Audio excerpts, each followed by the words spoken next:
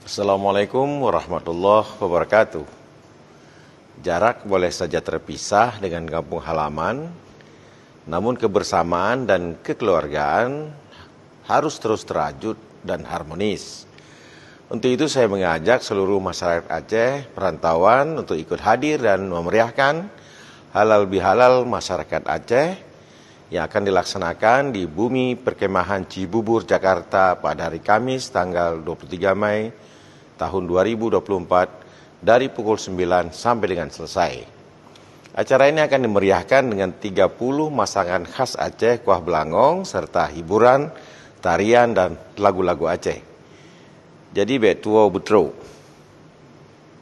Lam hudip tamu sari, lam megle tamu bila, lam lampuh tamu tulung alang, lam mublang tamu sedara. Terima kasih. Assalamualaikum warahmatullahi wabarakatuh.